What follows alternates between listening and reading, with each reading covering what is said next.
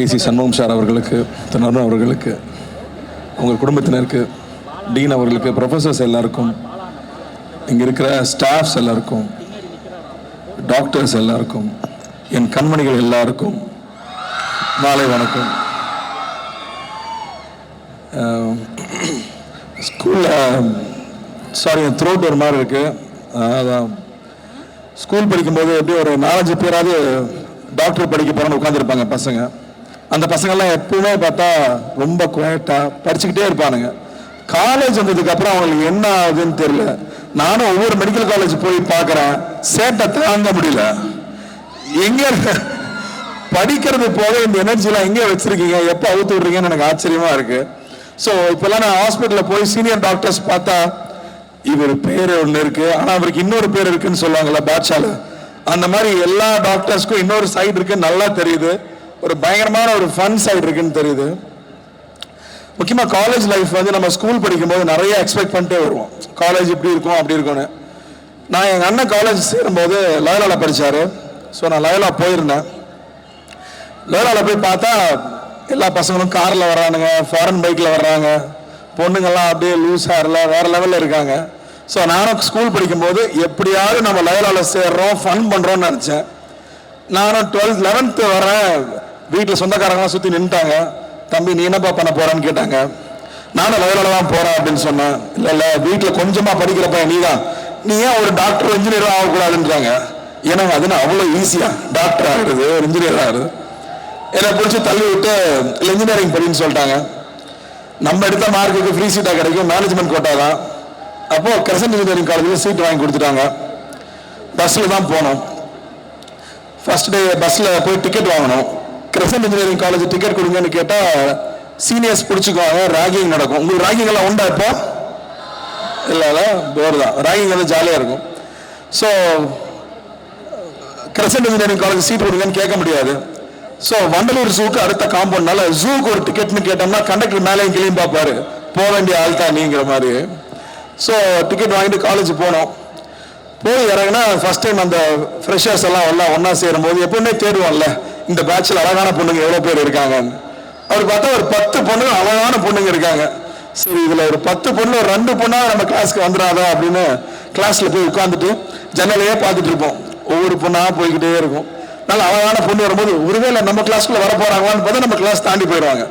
அட என்னடா காலேஜுக்கு போனா ஒரு லவ் நடக்கும், சந்தோஷமா இருக்கலாம், வெயிட் பண்ணி பார்த்தா ஒவ்வொரு அழகான பொண்ணா கிராஸ் பண்ணி போறாங்க. எல்லாரும் எங்க போறாங்கன்னு பார்த்தா எல்லாம் கம்ப்யூட்டர் சயின்ஸுக்கு போயிட்டு இருக்காங்க.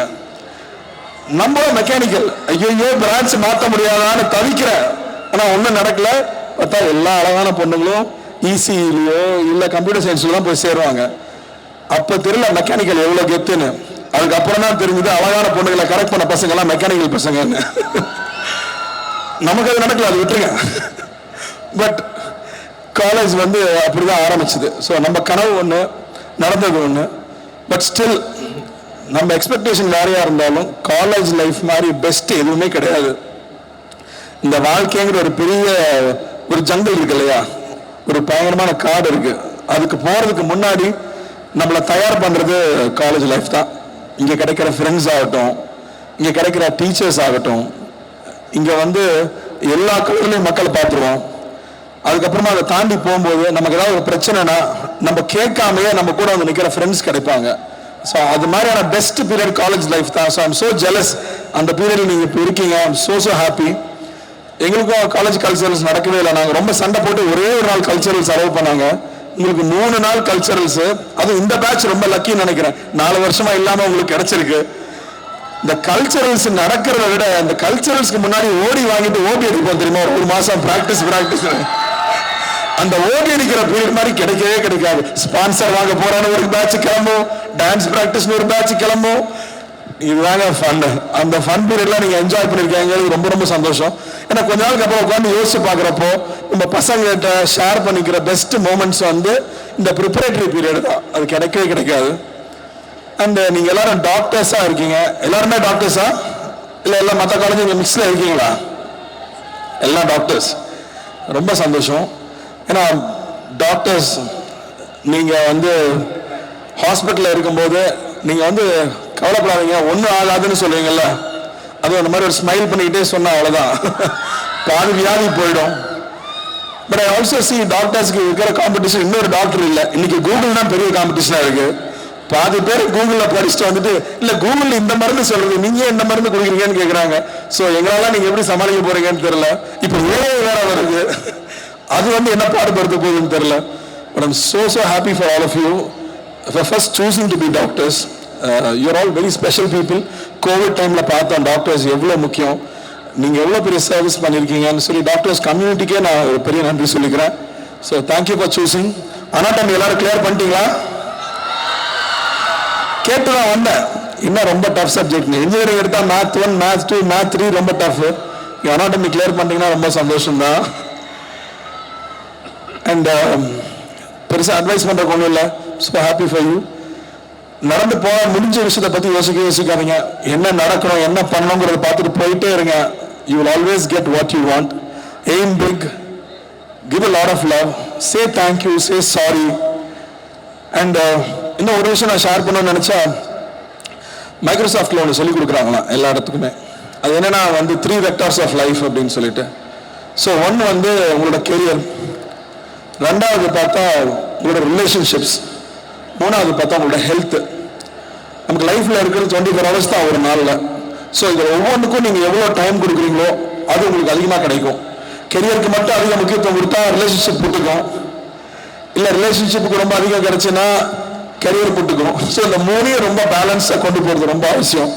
ஏன்னா சின்ன வயசுகளுக்கெல்லாம் வந்து கெரியர் மட்டுமே சொல்லி கொடுத்தாங்க. பட் ஐ திங்க் அது போக உங்களோட ஹெல்த்தும் உங்களுடைய ரிலேஷன்ஷிப்ஸையும் மெயின்டைன் பண்ணிக்கிறது ரொம்ப முக்கியம். ஸோ இங்கே இருக்கிற ரிலேஷன்ஷிப்பை செலிப்ரேட் பண்ணுங்க. இங்கே இருக்கிற ஃப்ரெண்ட்ஸ் லைஃப் லாங் உங்க கூட இருக்கக்கூடிய friends. So make a lot of moments with them, travel a lot, நிறைய எக்ஸ்ப்ளோர் பண்ணுங்க. தப்பு நடக்கும், தப்புலேருந்து கற்றுக்குவாங்க. Keep moving forward. Love you all, love you all. அவங்களோட சார்பா ஒரு கேள்வி கேட்கலாம்னு இருக்கேன். சர்தார் 2 வரப்போகுதுன்னு தெரியும். கைதி 2 எப்போ எதிர்பார்க்கலாம்? ஆரம்பிச்சிடும், இந்த இயர் எண்ட் ஆரம்பிச்சிடும். Super super. அதுக்கு ஒரு படத்தை கைத்தறி கொடுத்துடலாம். அண்ட் ஒரு இன்டர்வியூல நான் பார்த்தேன், அரவிந்த் சாமி சார் வந்து 40 நிமிஷம் பேசுனதே அவ்வளோ ட்ரெண்டிங்காக போகுது, நான் அவ்வளோ நாள் ஒர்க் பண்ணியிருக்கேன் அப்படின்ட்டு. அவர்கிட்ட இருந்து நீங்க கத்துக்கிட்ட ஒரு முக்கியமான விஷயம்னா என்ன சொல்லுவீங்க? அவர் உண்மையான தக்லைஃப். அவர் உண்மையான தக்லைஃப்.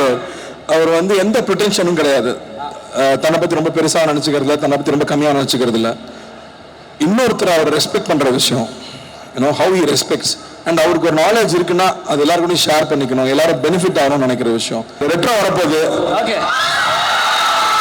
ஆமாண்ணே, சாங் ஆடினாலும் ஆடினாரு. ஒரு 1000 பேர் வீடியோ பண்ணி போட்டுட்டு இருக்காங்க. நான் கூட ஒரு வீடியோ பண்ணியிருக்கேன். லைக் போட்டுட்டு. அண்ட் இன்னொரு விஷயம், நீங்க காலேஜ் வந்திருக்கீங்க, நிறைய அட்வைசஸ் நிறைய மெசேஜஸ் நீங்க சொன்னீங்கன்னு சொல்லலாம். இல்ல, ஆனா ஒரு விஷயம் கேக்குறோம், இன்னைக்கு வந்து இந்த ஏரால நிறைய பேர் ஃபாஸ்டா மூவ் பண்ணிட்டு இருக்காங்க. நீங்க உங்க காலேஜ் டைம்ல இருந்து இப்ப வரைக்கும் நான் ஃபாலோ பண்ற ஒரு விஷயம், இதை மட்டும் நான் மாத்தவே இல்லை அப்படின்னு ஏதாவது இருக்குமா? இது எனக்கு ஹெல்ப்ஃபுல்லா இருந்தது உங்க லைஃப்ல நீங்க ஃபாலோ பண்ண ஒரு விஷயம்னா அது எங்க ஸ்டூடெண்ட்ஸ் கிட்ட ஷேர் பண்ணிக்கலாம். ஐ திங்க் நம்மளுடைய காலேஜ் ஃப்ரெண்ட்ஸ் ரொம்ப நெருக்கமா வச்சுக்கிறது இருக்குல்ல, காலேஜ் தாண்டி போனதுக்கு அப்புறம் கூட வச்சுக்கிறது. நாங்கள் every year we always meet twice. ஏன்னா அந்த ஃப்ரெண்ட்ஸ் தான் உங்கள்கிட்ட உண்மையாக சொல்லுவாங்க. அந்த படம் பார்த்தா மொக்கையா இருந்துச்சுன்னு சொல்லுவான், அந்த படத்தில் நல்லா நடிச்சேன்னு சொல்லுவான். ஸோ உங்களை பற்றின ப்ளஸ் அண்ட் மைனஸை வந்து தயங்காமல் சொல்கிற ஃப்ரெண்ட்ஸ் ரொம்ப ரொம்ப important. I think that's really help me a lot. கூடவே இருக்கிற ஃப்ரெண்ட்ஸ் வந்து ரொம்ப முக்கியமாக நான் பார்க்குறேன்.